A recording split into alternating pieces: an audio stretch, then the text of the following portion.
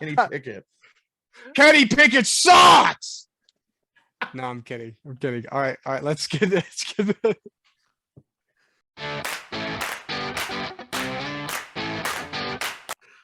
Hello and welcome back to the Last Place Fantasy Football Podcast. I'm Ethan, joined as always by Ryan and Josh. And in case you didn't hear the first intro part, it is rookie week, rookie season. Rookie week. Well, multiple weeks of rookies, but this is the first part. Today, Josh, what are we talking about today? We are going to be talking about the rookie quarterbacks. Yeah. And basically what we're doing here is we're going to be going through the players, how we like them, where they got picked, do we even like that, and then even where they selected. We are your one-stop shop to talk about the rookies, especially for this week. Yeah, and I want to make it clear, this isn't like a PFF grade. This isn't like we were at the combine or anything. This is purely fantasy and where we see them fitting in. And also just how we watch college football. And so this is how we've also seen them in different games. For the most part, I feel really good about where my rankings lie. So yeah, overall, same. So I say let's Ryan, get into it. Yeah, Ryan, why don't you kick us off at do we want to start at the top or highest rated? You know what? Let's go you want to just start go at the top. Let's do by draft pick. Yeah. All right. Kick it, Ryan. All right. First round, 20th pick of the draft goes to Kenny Pickett. It is the Pittsburgh Steelers. I ranked him 31.5, and this is out of what? How many, Richter? 540. Oh, honestly, 40, right? Probably out of 50 or something 40. like that. There's a lot of criteria. Oh yeah, it is. It's out of 50. Yeah. So I have him as a 31.5. You know, Josh has got 33.5, and Ethan at a low 26. Ethan, Yes. why so low? I don't like where he was drafted. He lost a lot of points for me where he was selected. I think he would have been there in the second round. I think he would have been there in the third round. So you think he's a little too high? Yeah, so I think they reached for him a little bit. I don't think he's going to start day one, so he lost day one impact for me as well. Mm-hmm. So, I mean, between day one impact and value is where he lost his points for me. I think he's a great team fit for the Steelers, but you know, just day one where he was selected, I think he has good potential too. He's probably middle of the pack, 6 or 7 potential out of 10, but I didn't like where he was selected. I didn't like his chances for starting day one. I'm kind of in that same boat. I ranked him really low on draft selection value because I'm along that same mental part. I didn't think that they had that. I think that they just took him too high. Yeah, just a little bit. I mean, I think they could have even traded back to the end of the first round. I would have liked that value a lot better. The way that it all went down, I think they picked him, and I think they were expecting New Orleans to pick up like Malik Willis. And I mean, they're expecting like Atlanta and the Commanders and Seattle. I think they might have messed up just picking him and not waiting on him. Yeah, because they probably could have picked him up in second or third round. So I don't know. I don't think they should have spent a first round pick on him.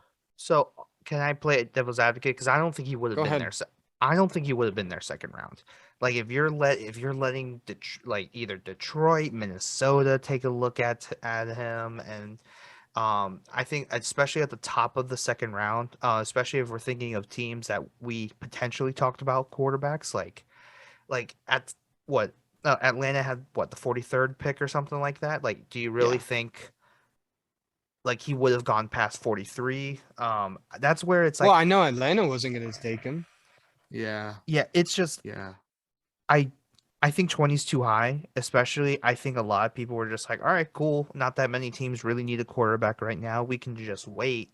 So, but it's also who they also like didn't take. Maybe they needed another corner, like a Kyer Elam could have been a great pick there. Right. But there was also Linderbaum. There was quite a few O linemen: Tyler Smith, Linderbaum. I mean, obviously the Cole Strange pick, but there was quite a few people there that I was like, bigger needs than going after Kenny Pickett in pick 20. But I'm not really gonna hate on the pick because it's basically them signaling that we're gonna take this guy, and hold on, let me gotta consult the notes real quick. We're gonna take him. We know basically who he's gonna be. Right. And my biggest critique of Kenny Pickett here is I don't think the ceiling's very high. Yeah. No, I agree. I think he has a very high with floor. Maybe Kirk Cousins potential. Yeah. It's like Kirk Cousins and Mac Jones to me. Yeah. Mm-hmm. But I think Mac Jones is going to grow even more. Now, this isn't the time or place for that, but I think Mac Jones is going to start getting a little bit bigger. Yeah. He needs wide receiver help, but. Yeah, he definitely needs wide receiver help. Yeah. But I think with Pickett, though, I also rated really high the fit. Out of our scoring, I put up an 8 just because it's like you have all the receivers, the running back, the O-line does still concern me.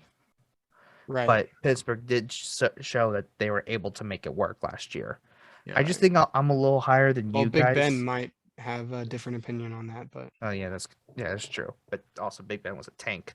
I think really what differs our rankings, especially when it comes to Pickett, is the value. Yeah. Because otherwise I think we all have him kind of basically the same as the players. Like he's good, but you may have seen the best of him already. Yeah, I think we all agree that he's got good potential-ish, and it's a good fit, is I think where we would find common ground. Yeah. There's only so much he's going to grow. You know, it's not like Pat Mahomes where it's like you see him launching 70 yards down the field. Now he just needs to make reads. It's like, his body can only do this. And he was also in a really good system. Right. I know everyone has talked about the wide receivers coach, who I think he also has a hand within the schematics of things. Brendan Marion, I believe, is the guy's name, but I know everyone has applauded him for what they did. You can say the same thing about Ritter then too, about being in a really good NFL system. Yes. So we'll get to Ritter eventually. Actually, next. But there's one thing that I don't like about Ritter that obviously where I was like, Kenny Pickett to me is a better quarterback. To me, right now. Yeah, right now. To me, the hands don't matter to me. The No. arm doesn't really matter. The arm can make all the throws. It's just not the nuclear bomb that you see in like Josh Allen or Mahomes or anything like that. Yeah, there's nothing explosive. There's nothing electric. There's nothing that takes over. Yeah, and like I think while we are kind of trashing the Steelers in this regard, I think Kenny also what should be noted is that Kenny Pickett going to basically the field he played on in college and basically having no transition whatsoever. Yeah, same training facilities. Could be honestly very interesting there. And I think that's definitely something that should be noted. But I think overall with Kenny Pickett is we do like the player. We don't see much past this. And I think we question more why was he taken at 20 when he could have when you can make the argument that there were teams like the Jets looking at Jermaine Johnson and a couple other teams that were willing to trade up. I don't know who was going to trade up for Kenny Pickett before 20 for you to make the move. Yeah, especially with the scramble going on at the end of the first round with people like, oh, Jermaine Johnson's there. Oh, we need a wide receiver. Oh, this guy's still there. You know, there is a big scramble. Yeah. And like, I mean, Daxton Hill was still there. Louis Seen was still there. And this, that for me was so funny because I had such high grades on them and everyone's like, oh yeah, second round, third round, whatever. Anyways, that's not here nor there. Desmond Ritter. Let's talk about him. Future of Atlanta Falcons, yes or no? There's potential there. There's potential. I do see a lot of potential, but he has a short leash. Okay. Yeah, I would agree. Because I mean, especially if you take into consideration their schedule. I mean, I think they had the 6th or the 7th hardest schedule in the NFL. Like You know, I mean, you play New Orleans, who looks good with Jameis Winston twice. You play Tom Brady coming back to Tampa Bay twice. You play the defending Super Bowl champions. You play the runner-up in the Bengals. You play the new look Chargers. Like, you know, they've got a rough road ahead of them. You know, I think it's realistic to say they're only going to win, you know, maybe 4 games. Anything more than that is a good season, I would say. It's a baptism in fire for him. Yeah, and they're really rebuilding. But I think there's room in that towards the middle to end part of the season to really get Ritter in there once he's got a good feel for the system and say, all right, you know the system, you know the offense, you've practiced with these guys, you're in it. What can you do? Are you the future, or are we going to use our top 5 pick on a quarterback in this draft? So I don't see that happening. I don't see him walking onto the field unless there's an injury to Mariota. I don't see him walking on the field at all this year. I see him. I would say that's how it's going to play out.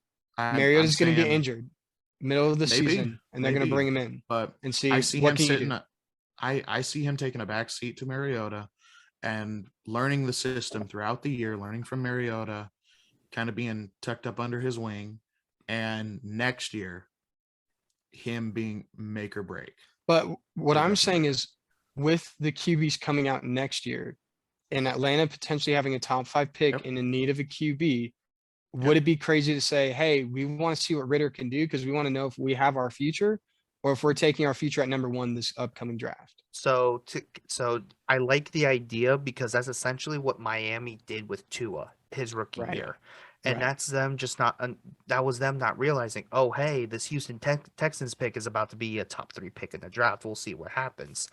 But I think more possible, I guess, the scenario is not that they'll just gradually start him. It's more of Mariota's hurt. We need you to play. Right. Yeah. But I think that's how it's going to go down. I mean, he has injury history. I think so too.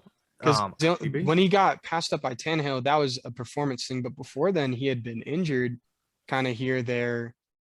And he's older now and has taken some hits because they really had him as just like a power run QB in that Raiders system. 2 years of taking those hits. Yeah. And Mariota really, I don't know what happened, but I noticed that there's a mechanical change from how he was throwing in the NFL compared to how he was throwing in college.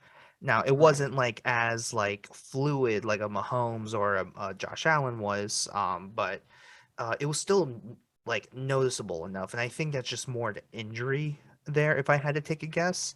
But I really, so I think, I mean, the leadership qualities for Ritter is exceptional there. I think his arm is where my biggest problem is. And I think, and I was just like watching highlights from last year and some of it this year. Not necessarily like power, but accuracy. Yeah, it's not necessarily accuracy, even consistency.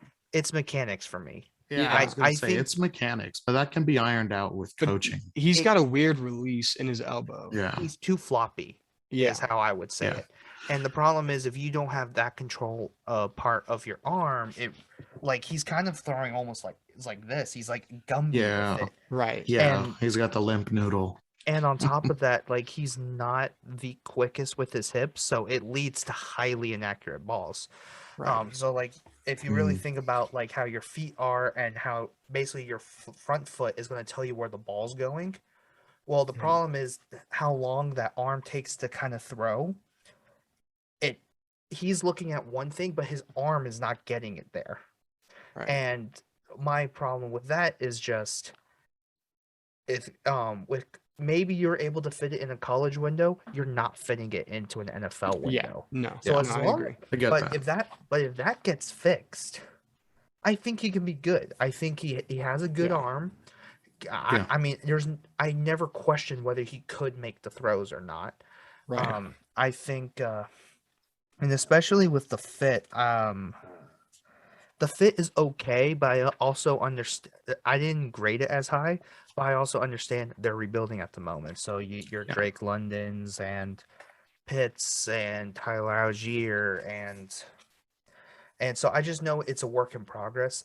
That's why I really do hope he sits out the entire year. Because I can understand that. Because at Cincinnati, he was the guy, and I don't think he could have gotten anything fixed. I'm just concerned about with the season that Atlanta's going to have of like, they're going to have to make a decision of whether or not they want to stick with Ritter. And you don't know what you have until you know. You know, the NFL is that kind of game. You don't know until you know. Like until he's on the field in the situation, making plays or not making plays, you don't know what you have. And I will say for everyone who is interested in looking into Desmond Ritter, I would say watch his preseason games and see if the mechanics are tightened up or fixed. Yeah. I would say I do trust Arthur Smith to work on that with him because he kind of inherited Mariota and then replaced him with Tannehill. But now just having him on his own to kind of work with. Now he is a tight end coach, so I don't know how much, we trust him. It'd be up to Ragone. Is that how you pronounce it? Dan Ragone? Yeah. I don't know how you pronounce his last name, but that's their offensive coordinator. I don't know what his experience with QBs are, but I mean, between the two of them, they can get him where he needs to be. Yeah, but I would say and it's probably something we should have seen for Pickett. For Pickett is for Pickett, if he was just making reads super quick and he was just being very decisive with the ball, that's what you should be looking for in preseason. With Desmond Raider, I think you should be looking for in preseason, how does the arm look? How do the mechanics look? Yeah. Well, because at Cincinnati, he made the reads. I mean, he was in a multiple read system. You can just watch him on tape and see him go through his progressions. And it's good. And then you see his floppy elbow and you're like, oh, well, that's not ideal. But yeah. Oh, that was almost a really good play. Yeah, his football IQ is high.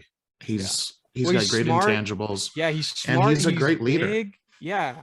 I mean, already in preseason, I've only followed it a little bit, but in preseason, everyone's like, yeah, this is the kind of guy I want to be around.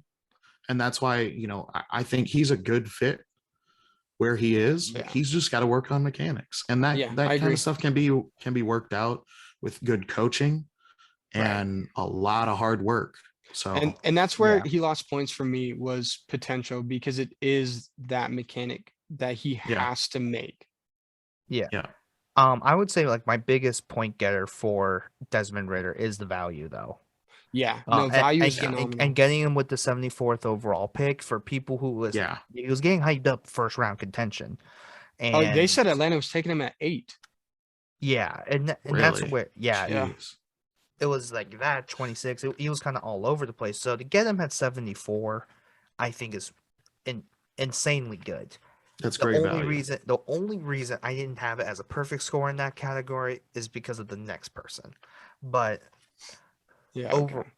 overall, though, I think he can be good. He's definitely he is definitely a draft and stash, I would say. So in your keeper leagues, your dynasty leagues, that's who I would draft. Taxi squad. But especially if you're in a dynasty league or a keeper league, you're gonna have to wait till next year, is my opinion. Yeah. I think he has the potential to play this year and maybe do something depending on how preseason goes, how coaching goes, how mechanics are, are going in practice. But we don't know. We're not in the organization. Arthur Smith just came out and he's like, there's so many GMs who think they know what they're talking about, but you're not in it. So we're not in it. We don't know. All of these guys could be phenomenal quarterbacks and everyone just got it wrong. But we have to go off of what we've seen on tape. And he's taken over games. He's been incredibly good. He built Cincinnati to what it was. Yeah. So, all the tools are there for him to do that at the NFL level, but is it going to happen? That's we got to wait and see. And that's the fun of fantasy and being a fan. Yep. Next quarterback. So, go ahead, Josh. Next You're quarterback. Already being all giddy about it. Go yes. ahead.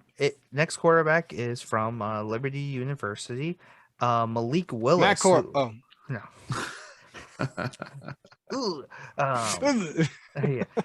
So Malik Willis drafted to the Tennessee Titans with the 86th overall pick in the third round. I'll tell you from the get-go, I'm the one highest on him. Basically, my breakdown is he has all the tools you want. That could be a very good quarterback. But dear God, do I hate Hugh Freeze more than anything. Yeah. Because I don't think that he was it was so much of Malik Willis saved me. I don't have any legitimate like concepts or schemes that kind of help you out with. I just know you're the best player on the field right now, so go save us. And that's the only thing that pisses me off, because that means Malik Willis, for how good he can be, has to first unlearn before learning. Yeah, he's probably 2 years behind mentally everyone else. Yes, and that's to me. And I also have to realize that he also, I believe, was from Auburn. He transferred from Auburn. And that was like Gus Malzahn era, which I don't like Gus Malzahn's offense if you're looking for a translation from the like college to NFL. I just think, unfortunately, the being 2 years behind, I don't think is because of Malik Willis's fault. I believe it's the coaching staff's like incompetence around him. Yeah. Well, I mean, it's just a mediocre system, because Liberty was never a big university. They never had big coaches. They never had a it factor, whatever system, it was just, they had a football team. Pretty campus. They got lucky with the campus, transfer. though. Oh, a lovely campus. Yeah. Not a good football Did we go team. over his score? No. So did we go over Ritter's score? I don't think so. Okay, No. really quickly. So really quickly. Ritter's score, Ryan gave him a 29.5. Josh gave him a 30.5. I gave him a 29, so a total of 89 for Ritter, And which was 2 less than Pickett. Yeah. It was like actually not even 2 less than Pick. Well, I'm looking at the averages.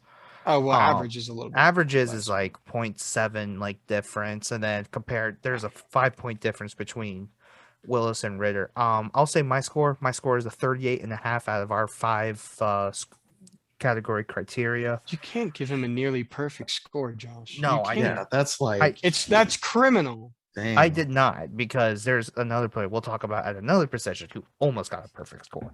But I mean, the value is good. The potential is there. I don't like the team fit. I think that's where he lost points for me. Really? I don't like him in the Tennessee I like system. the team fit.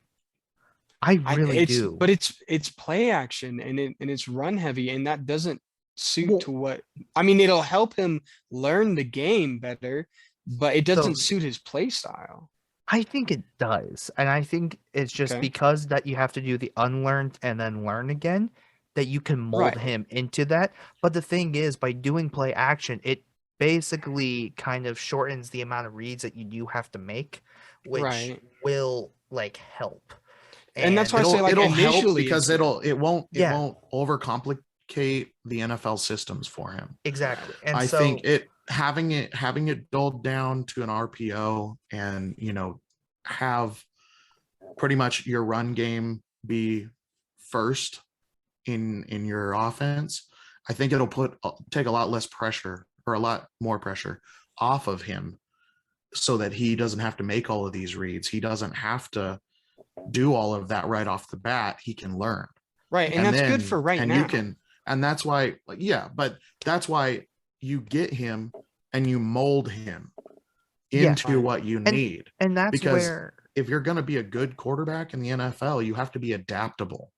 You have to be able to change. Let me disagree at with a that certain really quick. point. Yeah, at a certain because go ahead. You to as a a certain point, QB, you shouldn't be adapting to a system. You need to build your system around your QB. That's why Kansas City completely overhauled what they did from the Alex Smith era to the Patrick Mahomes era, because they saw what they had with Patrick Mahomes, said, okay, we don't need to do this anymore because we have him who can go out and make plays. Now, did that kill them this last season? Sure. But did it also win him a Super Bowl? Absolutely. And that's my argument here with Malik Willis, is saying he's not this play action, run heavy quarterback. He's the kind of guy you want the ball in his hands and say, make a play. I think he's a lot like Patrick Mahomes, of if you can develop his mental ability and his football IQ to make the reads, he has the arm talent. He has the it factor, if you will. Go ahead, Josh. I agree with that. Can I go ahead, small Josh. Counterpoint? But I think you bring up fantastic points. What if I would What if I told you that Malik Willis is the start of a transition, though? If we look at Derrick Henry, just got hurt. He's approaching 30 very fast. Yes, unfortunately, the A.J. Brown thing really sucks, but you have Treylon Burks. And what have we been saying about receivers is like, hey, there's a lot of receivers available that are really good that you can get later. And then, I mean, they picked up a running back, if I'm not mistaken. So I think their identity is still want to like run the ball, but being able to like come from behind and be like, hey, put the ball in your hands, you're going to have to make a play, is a lot easier to do with a quarterback who already like knows the system and then has the athletic tools to kind of elevate the system. And that's what I feel like Malik Willis can be. The problem with that is Vrabel, is what I will say, of changing the culture and changing the system. Because that I would say from an outsider's perspective, that's not his focus. His focus is defense. His focus is the Belichick tree of taking advantage of situations, hardcore defense, not necessarily concerned about what the offense is doing and translating systems. He's just kind of letting that go and managing the game and managing his defense. So, I mean, if they bring in a different OC, I can get on board with that. And then I love that pick if they bring in an OC who's going to translate them from this run heavy, come from behind team. We're losing our star running back. But if not, I don't like the fit because it doesn't play to his strengths as a quarterback. But even then, like Todd Downing is completely opposite of Arthur Smith. So maybe they're like, hey, Todd Downing, we got the guy for you. So let's do like a slow like transition. I think with Tannehill's best style is play action. Hence why I still think it works. But who knows what happens when Malik Willis gets in? Where they're like, oh, hey, when you're ready, take a five-step drop back, go for it. And then you see him run into a sack. No, I don't think that will be. I don't think that will be the case with Willis. I think Willis just needs time. I love the potential. I think the value for a guy who should have been picked in the first round. It was great value. Great value. I love the fit. The player, I think I did have higher, but it's because for me, I'm seeing all these plays where I'm like, holy crap, this is incredible.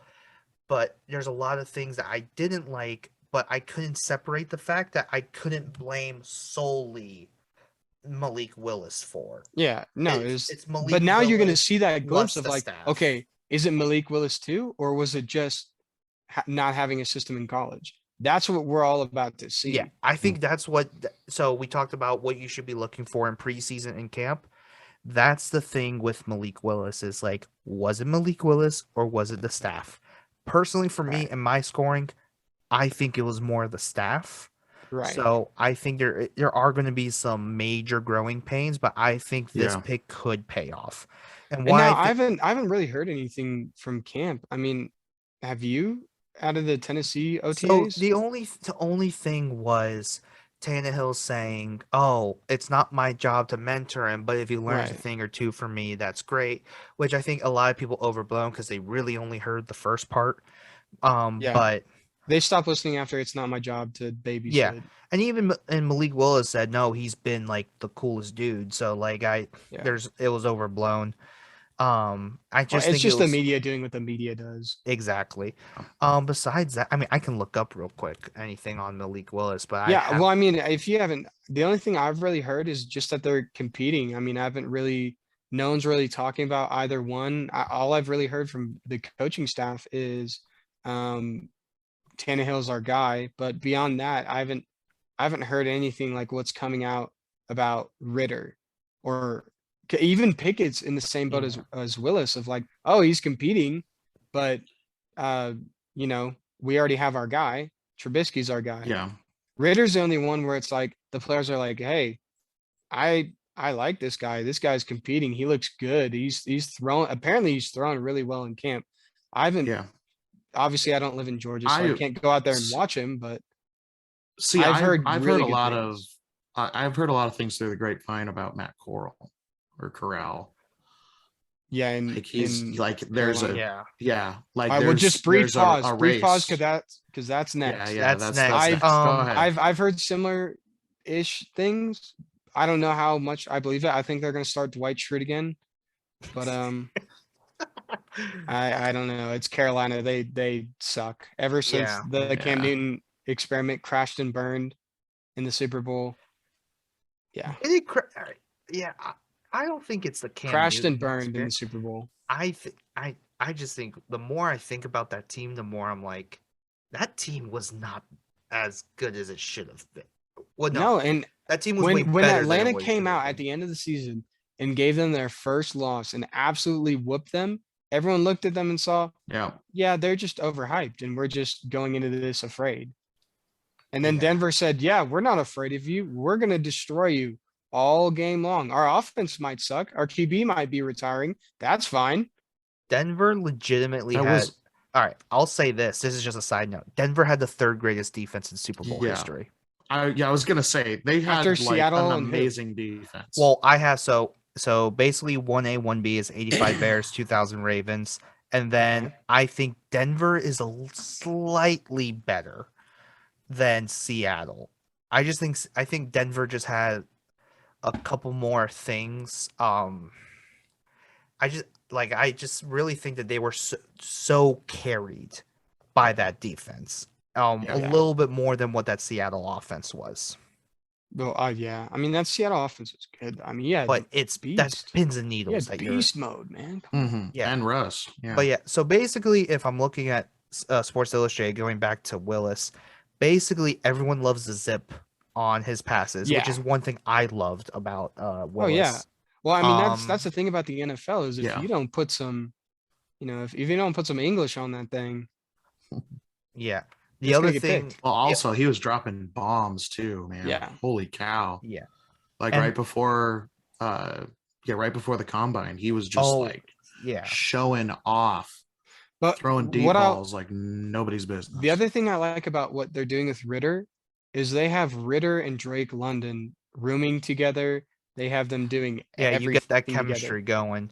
And I think if they can develop chemistry, especially with those two, geez. Oh yeah, and then you also have Kyle Pitts there too. So so I mean, you got to work Pitts in there too. But that's the other thing with Ritter is if he can take over that chemistry aspect that Mariota might not necessarily have, you could see him get put in for that reason too. Yeah. And I would say he has the highest opportunity after Pickett of getting in and actually playing this year. I would say he's third most just because I want to talk about the guy after Willis because I think he's the second most. Let's go. I mean, we're done with Willis. We know what it is. We really like he's Willis. Trash. Just needs time. Okay. We like Willis. Matt Corral from Ole Miss, selected with the 94th overall pick to the Carolina Panthers. I'll just give you our scores. Ryan gave him a 32. I gave him a 38, and Ethan gave him a 30. So overall, I say pretty decently high on him. Yeah, I'm way higher on them. Coral's my QB1, completely. I agree. He looks the best. His mechanics is super fast, which no matter what, that will keep him in the league for a long time. It's just how fast it is.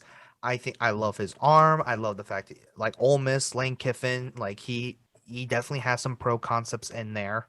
Right. My biggest concern though is Carolina overall as a fit and size. But besides that, I love Corral. Well, if he has Christian McCaffrey, I love Matt Corral with Carolina and playing. If he doesn't have Christian McCaffrey, he's gonna get good luck. He's going to get run through like Sam Darnold did. Because Sam Darnold looked good at the beginning of last year when they had CMC. But they also need to find a way to not destroy CMC. Exactly. You got to find some. I think they might have the guy. Because they signed something. They signed Deonta Foreman. Okay. Donta Foreman, they signed Donta. I love that signing. Yeah, that's a great sign. Yeah, it's a great signing. I love Foreman in general. He looked almost good enough to be in Atlanta. Yeah, I mean, he looked like a mini Derrick Henry when he was playing. I was like, I just seeing him run. I was like, oh my gosh, this guy's got power, man. His size, he is massive, and he runs angry too. But that's the cool thing is that he has such a different style to CMC and even Chuba Hubbard that I know he's going to be more of a permanent staple in that offense to take some obvious running situations away from CMC. which is what I'm hoping they realize is, hey, we really need to preserve CMC because obviously Chuba Hubbard is more insurance for CMC, but we need another back in there to kind of change things up. Right. Yeah. So, but overall with Coral, you have, I mean, your receivers right now, you have Robbie Anderson, you got DJ Moore, you have that solid duo. Yeah. I mean, I'm trying, the O-line still not there yet, but they got Icky this year, so I think that will help. Yep, Iquanu. I mean, really the only. So they got I think the only Iquanu, yeah, Pat Elflein, Bradley Bozeman. Oh, they Austin did get Bozeman. Corbett, and then Taylor Moton. Ooh, they silently rebuilt it because the Bozeman pick is solid. Yeah, it's all right. Eh. I would say that's the only thing that's up way in the better air than for me last year. is the fit of not the greatest offensive line.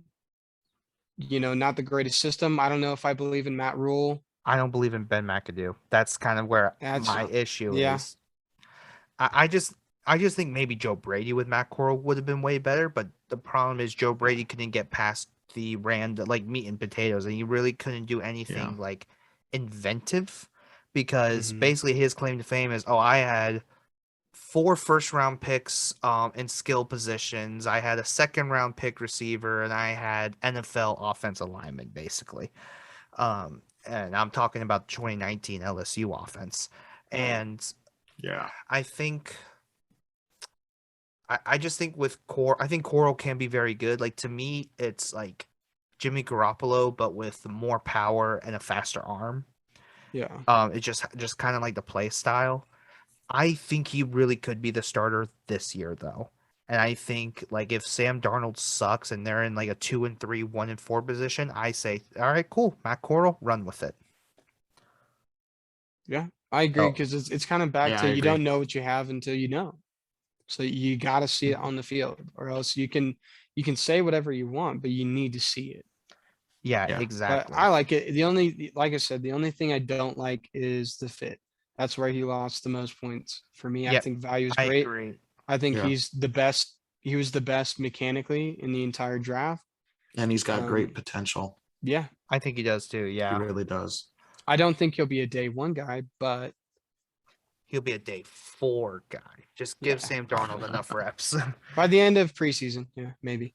Yeah, who knows? I think he has a legitimate chance. And even though he was a 3rd-round pick, and obviously, like, you're like, he's just a guy. Like, I think he legitimately has a shot to not only win the job, but basically take a hold of the job and just not let it go. If he buckles down, man, he can take it from Sam Darnold. Yeah, and the biggest thing that team needs right now is a quarterback, and because they have they literally had Cam Newton for a little bit, and unfortunately, it looks like Cam Newton's body's just done. They had Sam Darnold that failed.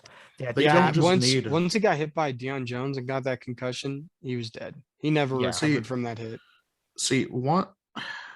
They don't just need a quarterback. They need a leader on that team. Yeah. They need somebody that can take control of that team, take them where they need to go. So. And I think that's the problem with Carolina is they have so many role players. Like CMC's a great player, but he's a role player. He's a great role player running back. He's not a leader. And then you look at DJ Moore, he's a great wide receiver, but he's a role player. Like he doesn't lead that room. He's just a wide receiver. You just need a leader on offense. And that's like someone to rally around. Like obviously like CMC is like that guy, but the problem is you can believe in CMC all you want, but if you don't believe in the quarterback, there's nothing you can do. Like everyone and their grandmother in the stands knows that. Yeah. So, and that's kind of just been like the problem all along. Like I think Matt Rule and Phil Snow have built an incredible defense, like with Eric Brown, Brian Burns, Jeremy Chin, JC Horn. But I mean, we talk about what this league is like you need a quarterback regardless. Right. And you need that quarterback to be the leader of your team and to take things forward. That's all any successful team so far. Yeah, because I mean, if you think about it, their success was Cam Newton led the offense and Luke Kuechly and Thomas Davis led the defense. And that's where they had their success. So they need to get back to that system of we have a clear-cut leader. We have a shot caller. We have somebody that's going to make a play when we need him to. Yep, and I definitely believe Coral can be that guy. Oh, I agree with that. All right, on to the most hated man. Yeah. Man. Yeah. I'll Bailey, go ahead and introduce him. No. Bailey Zapp. You got it? Okay. Western Kentucky. Go ahead, Drafted by the New England Patriots. I don't know why. Don't ask me why. I can tell you exactly why. I mean, tell us why, Josh. Hoyer could be out the door. It's Brian Hoyer 2.0. Exactly. He might be out the door. He may have shown his intentions of wanting to get out, possibly wanting to retire. Who knows? But that's really about the only explanation that I can come up with. So this is them drafting a backup quarterback. Yeah. And that's every review that I've seen on Bailey Zapp is really just career backup. Yeah. That's what they've told. That's what they said. He's got great accuracy. He's just lacking in size and arm strength. Loki had statistically one of the best seasons in college football history. This past year, it's a good pick. I'm not gonna say I like the fit. I like where he lands up, but the value, I feel like I don't like the potential. Could have waited. Fourth round? But a potential backup for the fourth round. That's where it's I think you maybe wait around. But who else was going to take him at that point? Because everyone got their quarterbacks already, and then the Commanders, maybe, But even then, I wouldn't pick him up. No, I would have taken exactly what they did. Exactly, I would have too. And so the fits, I have it as mid. The player I kind of have as mid, and then I have the potential is just low, just for it's a backup. I think that's why our score is so low. Is just we know exactly who this guy's going to be. Yeah, I mean we're talking about fantasy football, and this guy's a career backup. Why would we give him a high grade? Exactly. He may be there. I will say he reminds me of a baby Ritter. He did what Ritter did at Cincinnati, except he did it at Western Kentucky, and that's his downfall. Yeah, is what I would say. I'd say that because Ritter took Cincinnati from nobody to the college football playoffs. He took a dead program to a program that won some football games. And that's kind of the difference in my eyes, at least. And so, I mean, I think he was a good player at Western Kentucky. I don't think he'll ever see the NFL unless Mac Jones gets tragically injured. I think the only way for our score to go up is that if he goes to another team. Yeah. That probably won't be for a couple of years, though. It depends who, though. I would feel low key if this was 2 years ago, I would have felt way better about him if I saw him drafted by San Francisco. But that's I'm saying pre Trey Lance, Jimmy Garoppolo, that's where I would have felt good about it. But right now, I think he ran the system really efficiently, which I think is what made New England very enticed to him. And it's look, if he can run the system, that's all we ask for in a backup quarterback. Yeah. But speaking of Trey Lance, did you guys see that the 49ers are not happy with Trey Lance's development?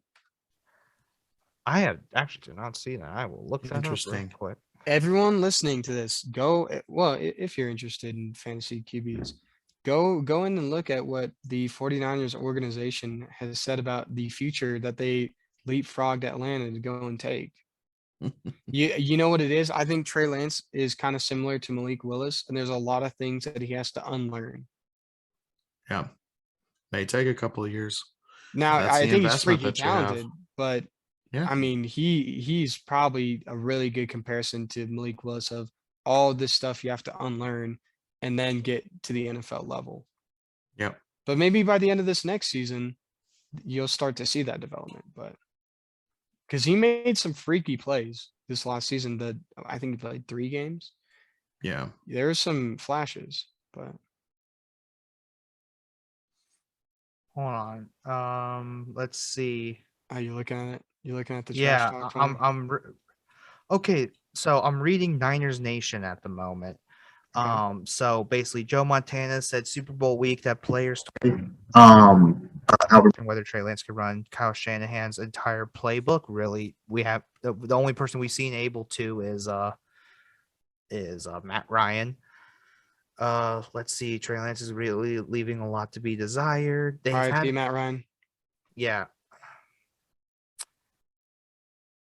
At least he's going to be in the playoffs this year. At least the Colts are going to make it. At least he finally has a run game. Yeah, he can just hand the ball off. This is going to be Matt Ryan all year. And just take it. Yeah, and a defense. Take it. That's probably the thing he's actually going to be excited about is having a defense finally. Oh, okay. So here's the other not wet tissue paper. From Jason Aponte of the Sprint Right Option podcast. 49ers have made a bunch of turnover with their coaching staff, new running back, new QB coach, McDaniel not OC anymore. Yet somehow every report about Trey Lance struggling starts with people I've spoken to. Who would that be? The new people who haven't worked with him, Kyle FOH, if you know what that means. So here's the thing. He literally didn't play for an entire year because he except for 3 wasn't games. You're talking about when he's injured.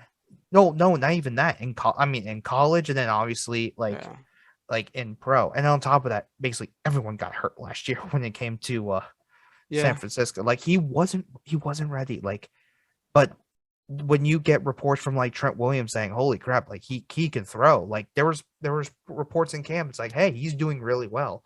So I just think it seems to be like ex coaches and players just being he was mid. Which gotcha.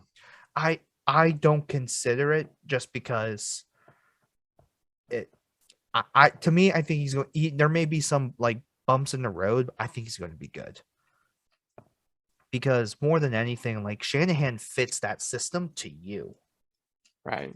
And what you've seen in players that have just straight up like failed within that system has been a lot of they just simply can't do it. Like there's just nothing. There's not enough willpower in the multiverses that can like will them to like get it to work. Like Nick Mullins having a bigger arm, or CJ Beathard that like being good, and then like Jimmy Garoppolo is like just not athletic enough. And I think with Trey Lance is like he's gonna fit it to him, and he did. Yeah. They played not a completely different style, but a different style when Trey Lance started. And as long as you have like Debo and all that, like you're gonna, and Ayuk hopefully improves. You have Kittle hopefully staying healthy. Davis Price. So it overall like also might not have Debo. Who knows? But we're not talking about Trey Lance. We're talking about Bailey Zappi. Yeah. And his future career as a backup. Yep. You want to talk about the next guy? Good luck, buddy. As a backup. Good luck. Sam freaking Howell, Washington Commanders, round 5, pick 144. How do you feel about it, Josh? I had the highest score on him. I had a 31.5 out of our criteria. Ryan with a 28, Ethan with a 25. Personally, he looked good with NFL talent. Is how I've taken it, and I just think he had the Matt Barkley problem, as I like to call it, where everyone leaves and you're like, I'm gonna stay, or I have to stay, and then you're like, oh crap, that's way different. Like that was a really bad decision. Yeah, he literally lost his top 2 running backs, Javonte Williams and Michael Carter, and he lost his top 2 receivers, Diami Brown and Daz Newsome. Yeah. And I'm like, there's everything. just not going to be able to recover from all that. Of which you did really well in the NFL so far. Yeah, so far.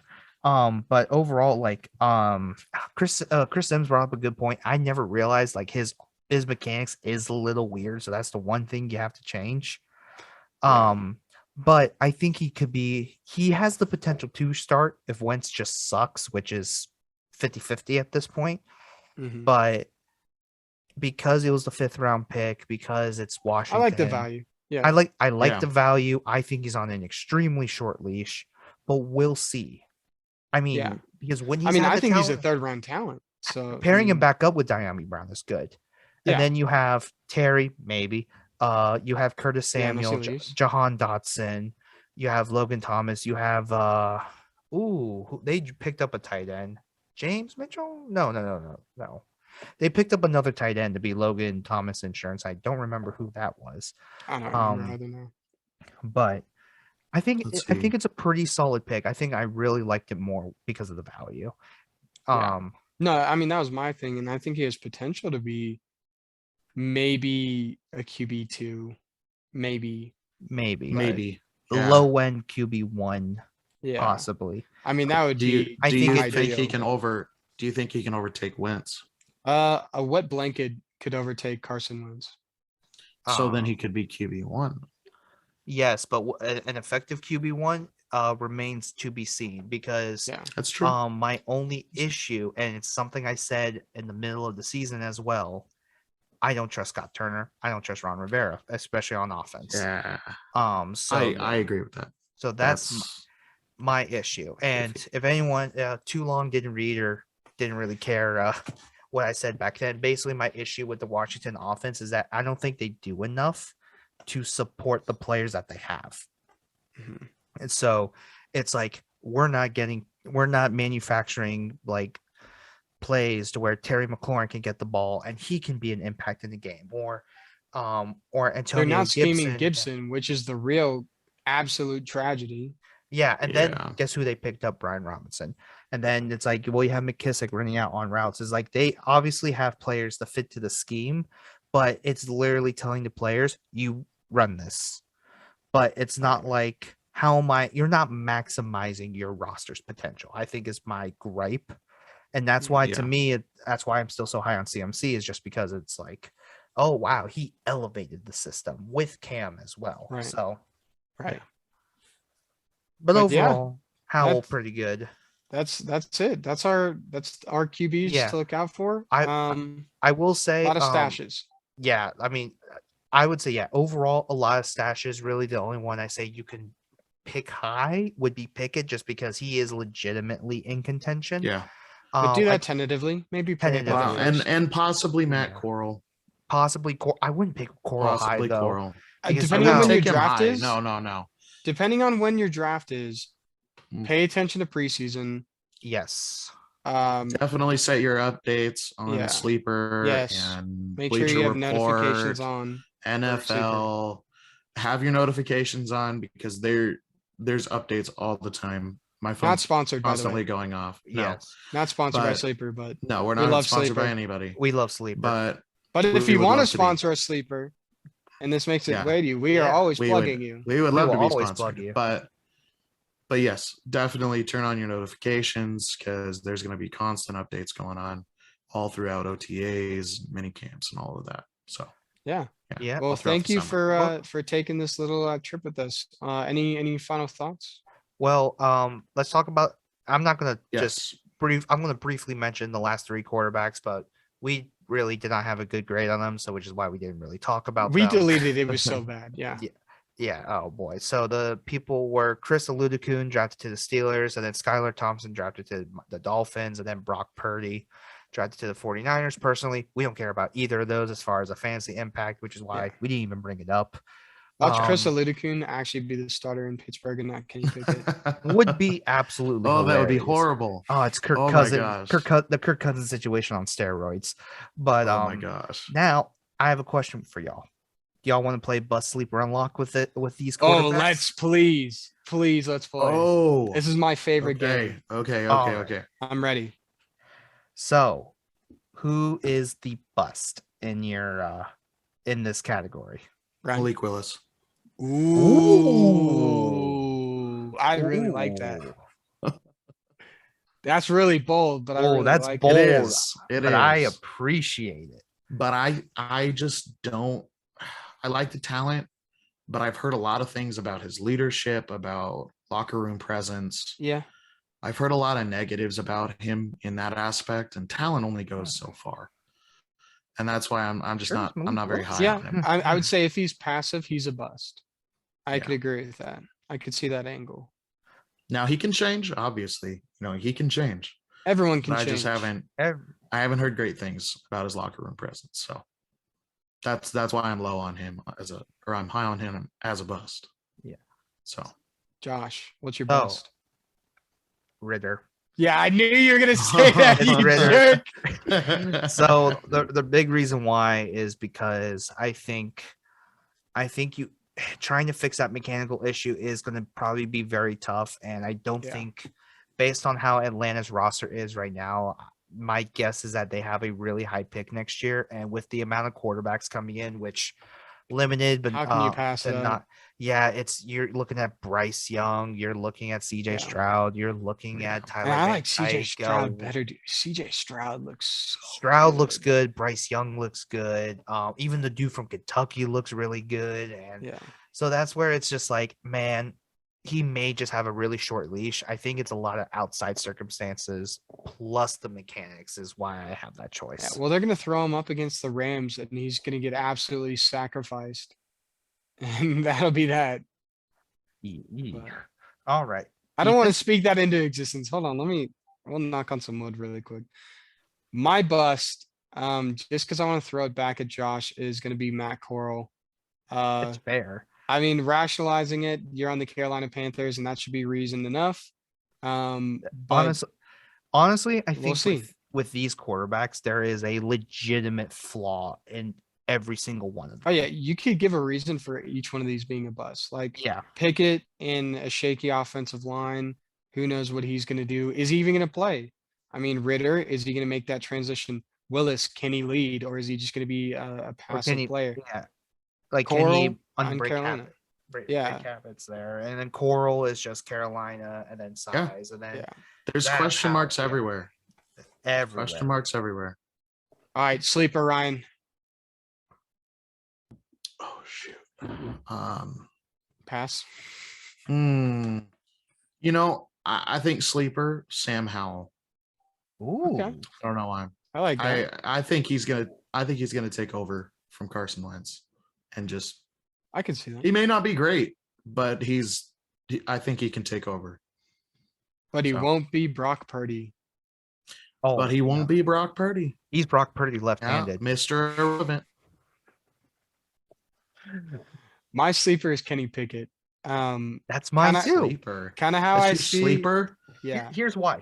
First round draft pick as a sleeper. So it's because we don't have really a high expectation of his ceiling. And I'm just thinking in my head, like, he has everything like set up. You have Deontay Johnson, Claypool, Pickens, Calvin Austin, James Washington. Receivers are great. You have Najee Harris, running back set. The O-line is really just a question mark, and you have a top defense. So he's not only going to get the experience if he does find that he beats out Mitchell Trubisky for the starting job, and then you go into the fact that he really knows the field already. Like, there's no transition. It's like, oh man, I gotta get used to how this field is, or like, how far can I really throw? Like, he knows all of it. He literally just grew up in it. And I think he can be really, really good if those factors end up being like overpowering what we think he could be. Yeah. I mean, for me, I think I agree with all that, but what I would add to it is just say the Kenny Pickett we're going to see is going to be either really good or really bad. And that's why he's my sleeper and not my lock. Is, you know, he's either going to be it or he's not. And you're going to learn that lesson real fast. Yeah. Lock is really hard. Lock for me is Pickett. I think with that offense around him, he'll be a lock. I mean, he does have to overcome what's his name? Trubisky. Mitchell. He's got to overcome Trubisky, but that's Mitchell. That's really what's his name? Trubisky. Yeah, that's his only hurdle. And there's good potential.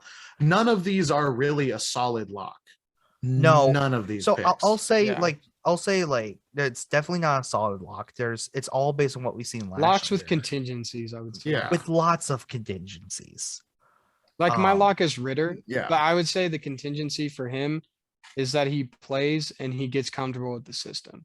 Like if he's comfortable with the system and you put him in, I believe in Ritter. I think he can take over games and keep developing kind of how we saw throughout college.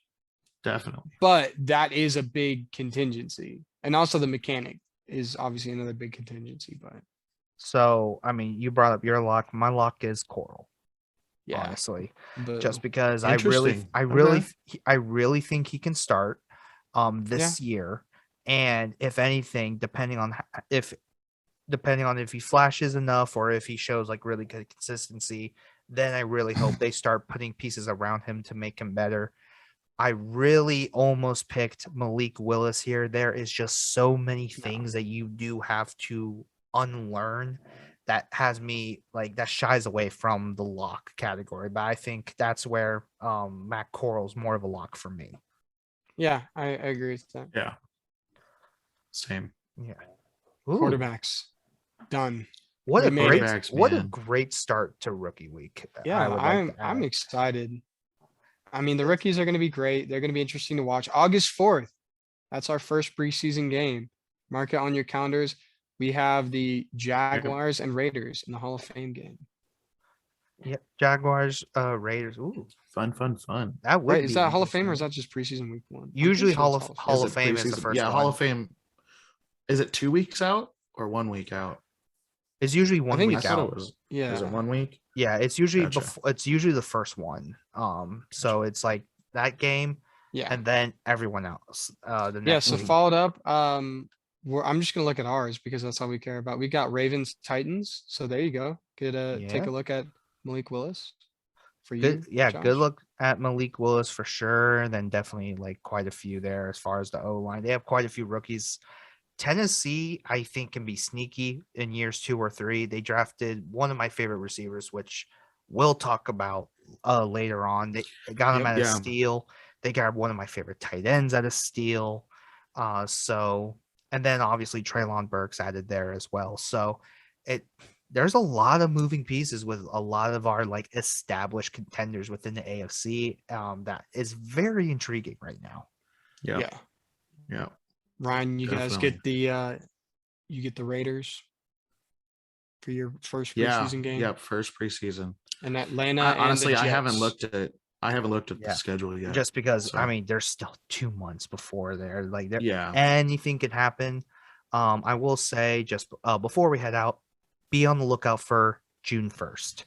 Just because a lot of moves will happen post June 1st. That's where a lot of like cap can get moved at that certain designation. We may have another free agency episode just for June 1st, depending on how it goes.